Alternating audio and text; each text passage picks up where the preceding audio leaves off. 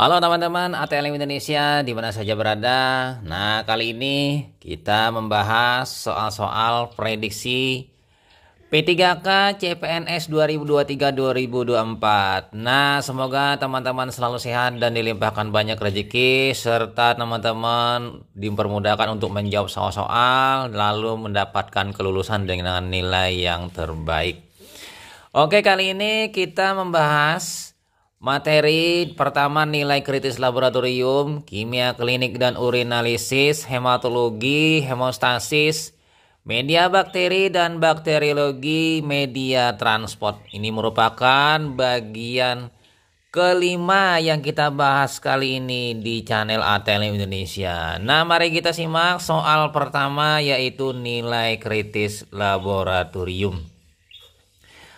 Pelaporan nilai kritis laboratorium ideal dan bermutu bagi laboratorium yang tepat waktu. Persentase laporan bulanan harus tercapai Yang A 0%, 25%, 50%, 75%, dan 100%. Dari opsi ini kira-kira mana yang benar untuk pencapaian yang paling bagus? Nah, jawabannya adalah di sini 100% ya teman-teman harus mendapatkannya. Karena dengan 100% berarti pelaporannya semua pasien-pasien nilai kritis yang ada dilaporkan tepat waktu. Nah, apabila belum 100% maka ada progres untuk naik dari bawah hingga mendekati 100%. Itu adalah upaya perbaikan, misalnya dengan melakukan intervensi penyebab kenapa tidak bisa dilaporkan tepat waktu. Nah, kita tahu ya di sini maksud 100% ini tidak terlambat atau melewati batas waktu 30 menit mencapai 100%. Maka mutu kinerja laboratorium ini sangat bagus dan memiliki sistem pelaporan yang sangat baik. Nah, nilai kritis laboratorium di sini kita tahu ya, hasil pemeriksaan laboratorium yang abnormal dan mengindikasikan kelainan atau gangguan yang dapat mengancam jiwa dan memerlukan perhatian atau tindakan khusus. Nah, sistem pelaporan nilai kritis itu adalah caranya dengan melaporkan hasil yang sudah memang benar-benar tepat, valid secara analitik kepada dokter penanggung jawab, kepada perawat, dan kepada satu lagi yaitu dokter yang merawat. Jadi ada DPJP, ada PPA, dan ada dokter penanggung jawab. Itu kurang dari 30 menit adalah waktu yang masuk ideal dihitung sebagai tepat waktu. Nah, kira-kira gambarannya seperti ini ya. Dalam satu bulan misalnya ada 195 yang tepat waktu, sementara jumlah yang dilaporkan 230. Berarti 195 ke 230 cukup banyak yang tidak tepat waktu. Nah, untuk rumus perhitungannya seperti ini ya. Jumlah pasien dilaporkan kurang 30 dibagi jumlah pasien pemeriksaan hasil kritis kali 100%. Nah, sebagai contoh hitungannya di sini 195 bagi 230 kali 100%, maka 84,4%. Artinya capaiannya tidak mencapai 100%, kinerjanya masih kurang baik atau cukup baik saja, tidak mencapai 100% atau 99%. Nah, kita pindah ke soal selanjutnya, masih dinilai kritis laboratorium. Apabila pasien dengan hasil nilai kritis atau nilai panik, maka sistem pelaporan standar laboratorium yang digunakan adalah titik-titik. Harus sampai dalam bentuk titik-titik. Yang A 10 menit tulis baca lihat. Yang B 20 menit tulis baca lapor. Yang C 30 menit tulis baca konfirmasi. Yang D 40 menit tulis baca kerjakan. Yang E 50 menit tulis baca tindakan. Nah, ini bagi laboratorium biasanya sudah ada sistemnya ini, yaitu yang C. 30 menit tulis baca konfirmasi. Biasa disingkat dengan TBAK, tulis baca konfirmasi. Ini menggunakan sistem bar. Lanjut lagi ya teman-teman di sini yang nomor 3 di sini. Pelaporan nilai kredit pasien berguna karena titik-titik kecuali. Yang A, supaya pasien dapat penanganan cepat. Yang B, supaya dokter pengirim dapat hasil cepat. Yang C, supaya terdokumentasi dan semua tahu. Yang D, penyelenggaraan pelayanan laboratorium berbasis mutu dan keselamatan pasien. Sementara yang E, agar memperpanjang diagnosa dan terapi pasien. Nah, ini yang kecuali. Kalau kita melihat opsi-opsi jawaban ini adalah yang E, agar memperpanjang diagnosis dan terapi pasien. Jadi yang benar itu harusnya memperpendek sehingga pasiennya ini lebih cepat tertangani dan cepat sadar atau hilang dari kritisnya. Misalnya kadar gula darahnya 20 mg per dl, itu hipoglikemia, segera ditangani dengan pelaporan cepat, maka dokternya akan memberi terapi, misalnya pemberian dextrose 40% misalnya. Nah, dari opsi-opsi ini ya teman-teman, di sini memang harus memiliki A, B, C, D ini supaya sistem yang dijalankan ini menyelamatkan pasien ya, dan berbasis PMKP, peningkatan mutu keselamatan pasien. Nah, kita pindah lanjut lagi ke soal nomor 4. Pindah ke kimia klinik. Pengukuran enzim hati, AST, dan ALT di laboratorium secara kinetik. Nah, AST dan ALT merupakan golongan enzim titik-titik karena memindahkan gugus pada asam amino. Jadi teman-teman harus kenal, harus paham, dan memang harus memahami ini. Ini adalah pekerjaan yang banyak dikerjakan di laboratorium, terutama rumah sakit. Yang A, oksidoreduktase, yang B, transferase, yang C, hidrolase, yang D, liase atau isomerase.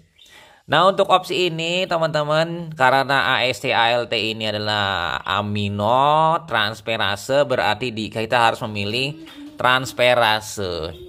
Karena kita tahu ya, aspartat aminotransferase dengan alanin ini adalah kedua-duanya enzim yang digunakan untuk fungsi hati bila dikombinasikan keduanya. Sementara untuk oksidoreduktase itu LDH katalase, hidrolase ini ALP, amilase. Jadi hidro ini adalah air, lase ini adalah bantuan air memecah atau membelah molekul suatu senyawa. Sementara liase ini adalah aldolase, karbonik anhidrase. Lalu isomerase adalah fosfatase isomerase. Nah, kita fokus ke pengukuran enzim transaminase. Enzim transaminase adalah enzim yang mengkatalisis pemindahan gugusan amino secara reversibel antara asam amino dan asam alfa keto, biasanya keto glutarat. Substrat yang digunakan berisi NADH, LDH, asam keto glutarat, dan L-alanin atau L-aspartat dalam buffer pH 7,5. Nah, ini prinsip dasarnya. NADH berlainan dengan NAD+, mempunyai daya tembus yang kecil sekali terhadap sinar UV. Jadi, sinar UV tidak bisa menembus NADH. Jadi, panjang gelombangnya 340. Nanti pada saat terjadi reaksi enzimatik, maka konsentrasi dari substrat NADH ini akan menurun menjadi NAD+, yang mana daya tembusnya akan perlahan-lahan bertambah sehingga terjadi penurunan absorben dalam satuan waktu. Nanti pengukurannya per detik atau per 20 detik atau 60 detik tergantung alat yang digunakan. Maka akan terlihat nanti grafik pengukurannya. Kita pindah ke soal nomor 5, urinalisis. Pemeriksaan adanya glukosa dan leukosit dalam urin dapat menggunakan metode multistik dengan waktu pembacaan glukosa titik-titik hasil warna positif titik-titik dan warna pembacaan leukosit titik-titik warna positifnya titik-titik. Yang A 15 detik biru, 120 detik ungu, yang B 30 detik coklat, 120 detik ungu. 30 detik merah, 60 detik ungu, 45 detik coklat, 120 menit hijau, 45 detik coklat, 120 menit biru. Nah, dari sini bagi teman-teman yang sudah pengalaman menggunakan multistik urin 10 tes atau 11 tes. Jadi teman-teman jangan ragu menjawabnya, bahwa jawabannya di sini yang pilihannya adalah yang B. Glukosa itu berada di bawah, dia dibaca paling awal. Sementara leukosit itu paling akhir di atas, jadi dibaca paling akhir. Nah, untuk jelasnya teman-teman bisa melihat pada ilustrasi gambar berikut ini. Kita tahu ya, di situ waktu pembacaan leukosit 120 detik atau 2 menit. Sementara glukosa 30 detik. Nah, multistik urin ini cara kerjanya sangat ringkas.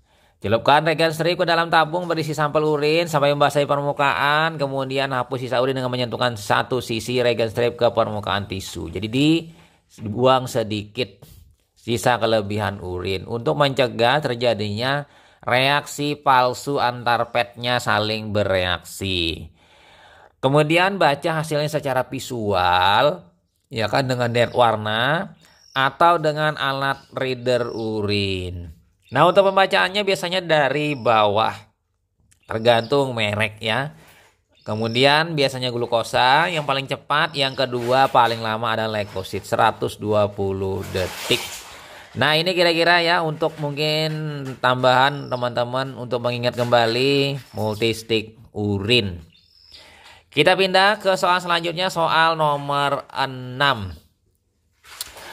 Pewarnaan supravital sel eritrosit dengan retikulum dari sel yang baru dilepas oleh sumsum tulang menuju darah tepi untuk menjadi matang. Sel tersebut titik-titik diwarnai dengan zat warna titik-titik. Yang A retikulosit BCB, kemudian metarubrisit BCG, yang C eritrosit Gimsa, whole jolly body urec atau platelet BCB. Jadi jawabannya di sini pastinya adalah retikulosit menggunakan BCB, Brilliant Crescent Blue. Nah, karena di sini dengan BCB maka retikulosit terlihat retikulumnya berupa bercak-bercak nokta atau gumpalan atau bintik-bintik. Ini merupakan sisa ribosom yang ada pada eritrosit setelah inti dilepaskan oleh sel eritrosit. Metarubrisit melepaskan inti, maka tersisa ribosom lalu dilepaskan ke dalam peredaran darah untuk beredar kurang lebih beberapa hari untuk membuang sisa retikulum ini sehingga menjadi eritrosit matang. Nah, itulah retikulosit. Jadi perbedaannya nanti dia biasanya ukurannya sedikit agak besar ketimbang eritrosit matang pada umumnya. Kita pindah lanjut ke soal nomor 7 di sini. Pemeriksaan hematologi digunakan untuk melihat perkembangan penyakit hingga kemungkinan yang akan dihadapi pasien setelah waktu berjalan dengan perjalanan tadi. Ini merupakan fungsi hematologi sebagai apa? Jadi teman-teman harus menguasai juga mengenai yang ini, yaitu penyaring suatu penyakit, penunjang suatu penyakit, diferensial suatu penyakit, follow up suatu penyakit, prognosis suatu penyakit. Jadi teman-teman harus mengetahui yang namanya uji-uji ini. Jadi jawabannya adalah prognosis. Kalau kata-kata prognosis itu adalah perjalanan penyakitnya. Jadi prognosis itu ada kemungkinan buruk, ada kemungkinan baik. Kalau baik kemungkinan bisa bertahan atau sembuh. Kalau prognosis buruk akan berarah ke arah yang lebih sakit atau meninggal. Ini prognosis. Misalnya orang leukemia prognosisnya buruk, berarti dia dalam beberapa bulan mungkin saja meninggal. Ini prognosis ya, perjalanan penyakit. Sementara kalau kita lihat yang lainnya, yaitu kita lihat screening, itu adalah penyaring, screening test. Pemeriksaan uji saring, jadi ada uji saring tunggal, misalnya kita cuma periksa hemoglobin saja. Tapi kalau menggunakan hematologi analyzer itu adalah uji saring ganda. Jadi uji saring ini maksudnya mau sehat, mau sakit, atau tidak ada indikasi apapun, diperiksa. Makanya dikatakan sebagai darah rutin atau darah lengkap. Ternyata setelah diperiksa secara fisik sudah terlihat sehat, tapi begitu diperiksa ternyata anemia kurang zat besi. Ya, mungkin bisa saja terjadi ini dari screening test. Sementara bisa saja sebagai penunjang diagnosis yang lain laboratorium, misalnya pasien dengan mengalami hepatomegali perlu pemeriksaan tambahan dari laboratorium.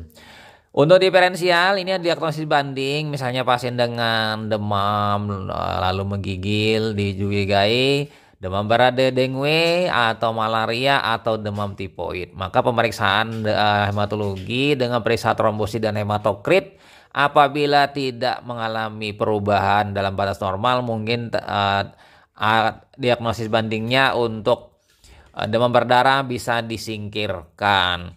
Sementara yang terakhir yaitu follow up. Ini adalah evaluasi pengobatan. Seseorang dengan anemia kurang zat besi kemudian diberi suplemen zat besi, apakah nanti terjadi kenaikan hemoglobin setelah pemberian preparat besi? Ini adalah follow up. Nah, kita pindah selanjutnya ke soal nomor 8, kimia klinik. Kadar glukosa yang menurun pada spesimen darah karena glikolisis disebabkan oleh titik-titik dan dapat dijaga dengan anticoagulan titik-titik. Nah, ini salah satu juga menjadi poin ya, soal-soal yang mungkin diprediksi muncul pada saat P3K, karena ini biasanya dilakukan di area pra-analitik ya untuk pengambilan spesimen darah. Nah, terkait dengan spesimennya yang tidak segera diperiksa dan diberi pengawet. Aktivitas sel darah dan natrium sitrat 3,8%. Aktivitas sel darah dan natrium EDTA 10%. Aktivitas sel darah dan heparin, aktivitas sel darah dan natrium fluorida, aktivitas sel darah dan natrium sitrat 3,2%. Jadi di sini jawabannya teman-teman harus mengambil natrium fluorida atau NaF. Karena setelah kita melakukan pengambilan darah, eritrosit, leukosit dia akan melakukan metabolisme untuk hidup dengan cara mengambil gula di dalam darah tadi. Nah, apabila dibiarkan lama, sekitar 1 jam, 2 jam, maka gula darah akan turun. Ini adalah aktivitas sel menggunakan glukosa dalam suasana anaerob, karena glikolisis ini bila keluar dari tubuh itu anaerob ya. Nah, kemudian natrium fluorida di sini menghambat reaksi ini. Nah, untuk jelasnya kita lihat pada berikut ini. Penggunaan tabung berwarna abu-abu berisi NaF dan K-oksalat. Kita tahu ya, kalium oksalat sebagai antikoagulannya supaya darah jangan beku, NaF-nya sebagai pengawet, antiglikolitik. Dapat menstabilkan kadar gula darah selama 24 jam pada suhu ruangan dan selama 48 jam disimpan pada suhu 4 derajat Celcius.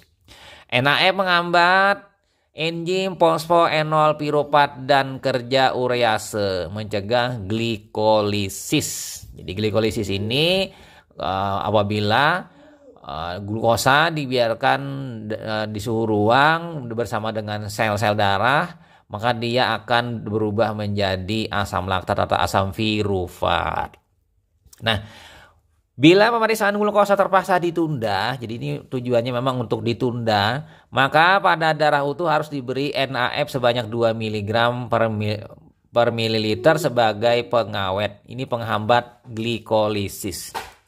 Nah, kadar glukosa dalam darah akan bertahan dalam waktu 48 jam. Jadi 2 hari 2 malam tidak mengalami perubahan atau penurunan glukosa. Kita pindah selanjut ke soal nomor 9, pindah ke hematologi. Seorang ATLM melakukan penundaan pemeriksaan spesimen darah untuk hematologi. Spesimen darah untuk pemeriksaan LED sebaiknya disimpan di titik-titik dan tidak lebih dari titik-titik jam. Jadi ini ceritanya si ATLM-nya ini menunda pemeriksaan LED. Bolehkah? Mungkin saja boleh, tapi harus dalam koridor yang ideal. Yang A suhu kamar dan 1 jam, yang B suhu kamar 2 jam, suhu kamar 3 jam, suhu kulkas 2 jam, suhu kulkas 3 jam. Dari opsi ini kira-kira mana yang menjadi pilihan?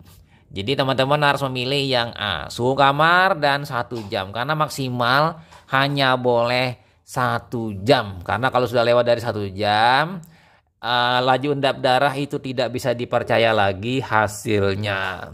Karena perubahan dari bentuk eritrosit, karena perubahan yang lain dari komponen-komponen sel, serta terjadi hal-hal yang berbeda. Misalnya eritrosit tidak bisa lagi melakukan nanti rouleau formation karena sparis.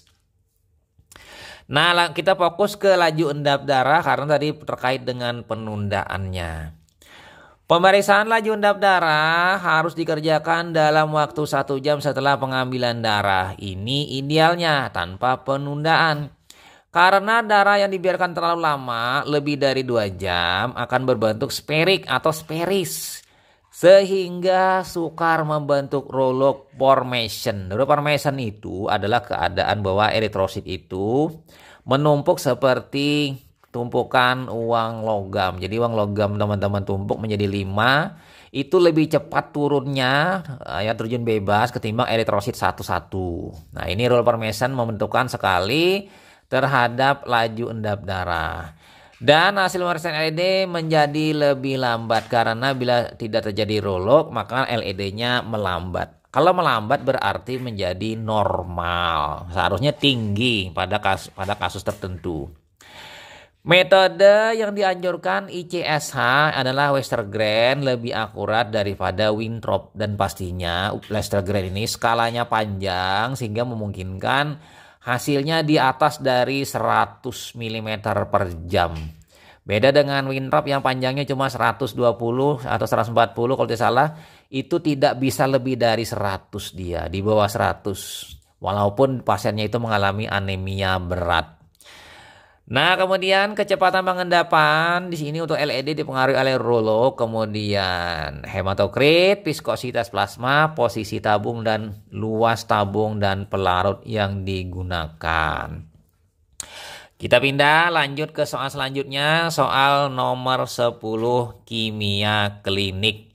Semoga teman-teman selalu tetap semangat untuk mengikuti latihan soal ya, untuk mendapatkan NIP ya. Para pejuang NIP nomor induk pegawai. Semangat ya. Kemudian kita pindah ya. Seorang pasien membawa belangko pemeriksaan untuk memantau penyakitnya. Jadi di pemantauan penyakitnya, pasien diabetes mellitus dapat dipantau kadar glukosa darah rata-rata selama 3-4 bulan dengan pemeriksaan titik-titik. Dia membawa belangko lab, disuruh periksa ini. Apa yang diperiksa?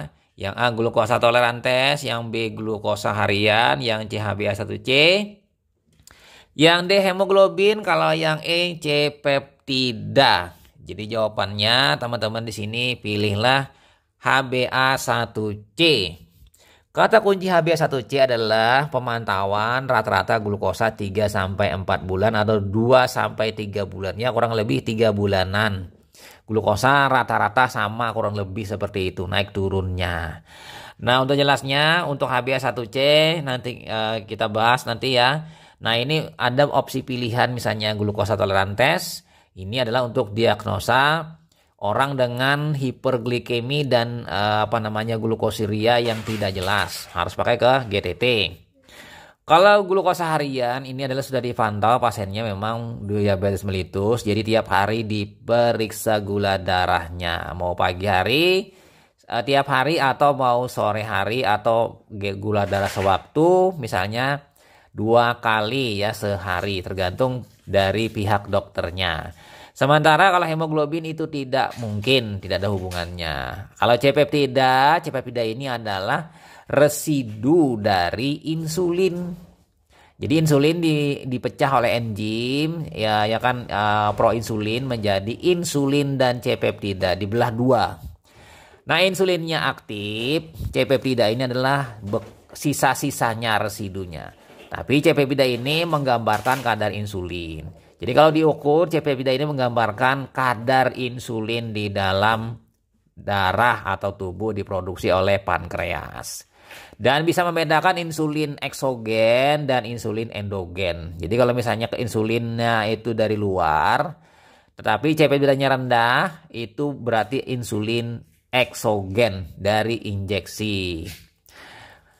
Nah, untuk selanjutnya kita pindah ke HbA1c. Apa sih HbA1c? HbA1c ini adalah hemoglobin terglikasi. Jadi, hemoglobin berikatan dengan glukosa membentuk ikatan yang stabil sehingga glukosa tadi dibawa berkeliling oleh eritrosit yang dihinggapi oleh glukosa stabil selama 3 bulanan lebih. Ya.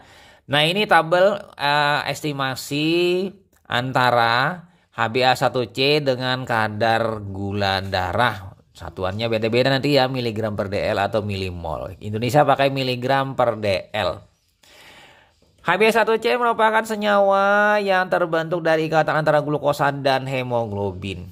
Jumlah HbA1c yang terbentuk tergantung pada kadar glukosa. Jadi semakin tinggi, maka HbA1-nya juga tinggi. Ikatan HbA1c stabil dapat bertahan 2-3 bulan. Jadi dipercaya selama 3 bulan untuk melihat kadar rata-rata glukosa harian.